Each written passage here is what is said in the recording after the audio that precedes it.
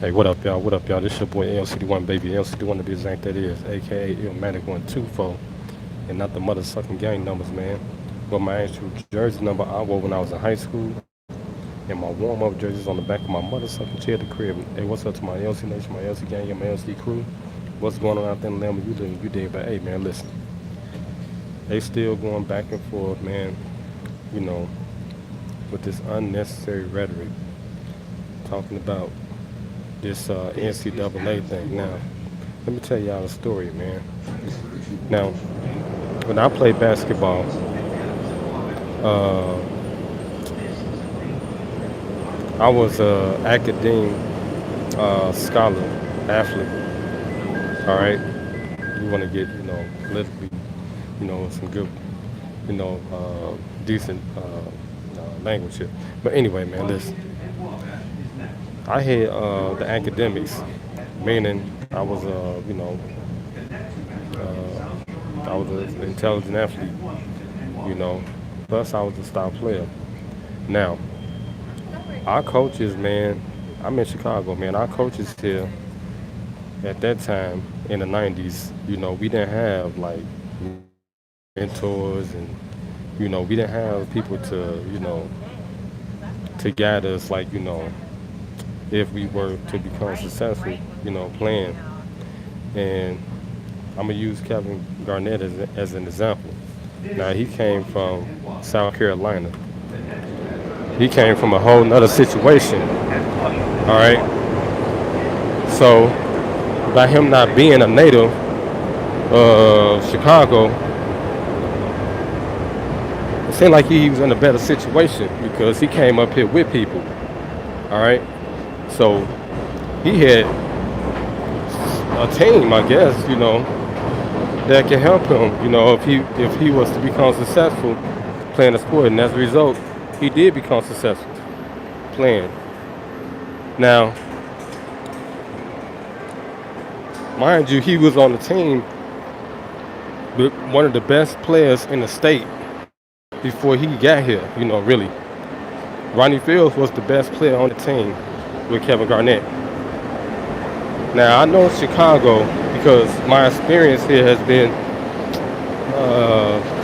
as far as being an athlete, not good. Like I said, we didn't have mentors. We didn't have people, at that time, because it was too many of us, man. We was very successful. Had Paul McPherson, Ronnie Fields, there was a bunch of us. And the direction they wanted us to go in was to the junior college. Like I said, I was smart. I had the academics and stuff like that. I didn't want to play at no damn junior college. My coach was trying to get me to go to junior colleges.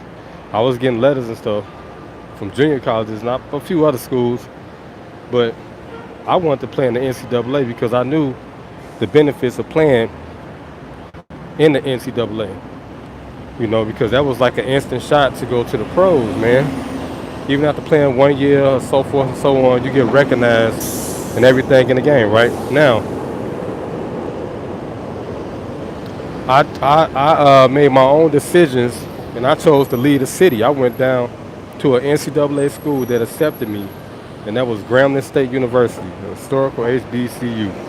All right, when I got down there, man, I'm looking at the structure of their team. It was nothing like how we were up here because, we had Michael Jordan in the city, man. It was a little bit more better foundation for us, because it was structured better. Because we were successful at that time, with Michael Jordan. So, man, when I get down there, I'm looking at the team and stuff, man. Me and another, like, how can I put this? Another like pro scouted player. He went to, I think, what was that school? It was an all boys school.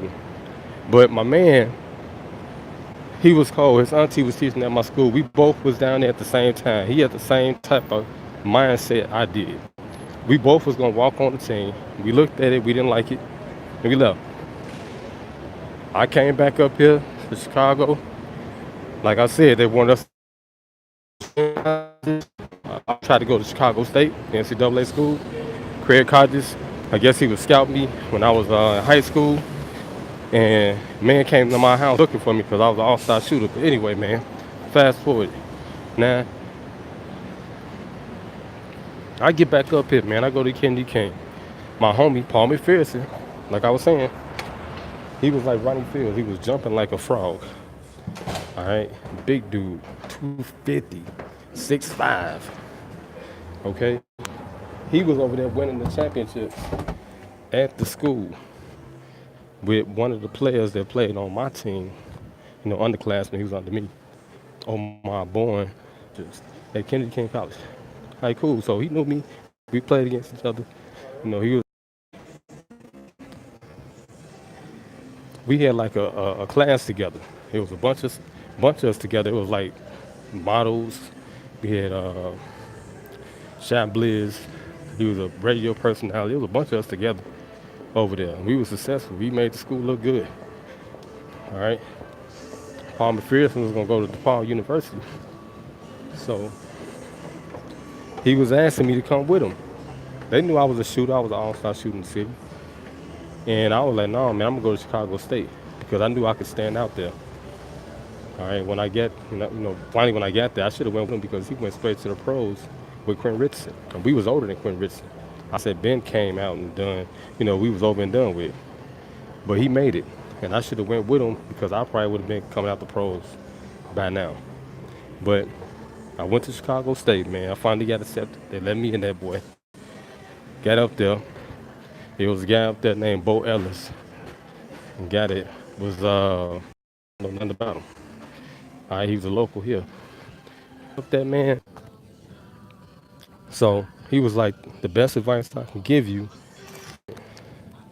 and get your education. All right. So that's what I did, man. I went over to my department and got my education. They gave me the money, and I took that money and I bought my studio, man. I went into music, went back into music because that's how I started. And yeah, you know, but I didn't know nothing about that, you know. They rules. So now they talking about this Rich Paul stuff, man. And Stephen A is questioning why they making it an issue when I don't see how the school is benefiting, man. From an athlete player, you know, picking somebody to represent them in business so they can. That's why he questioned it. He went deep into it because they doing research and they finding out like who's on the panel, the committee, or whatever. Making up all these damn rules. And it's some NBA greats on there, man. Grant Hill, David Robinson, even a political figure, Condoleezza Rice, and like wow, like what's the point?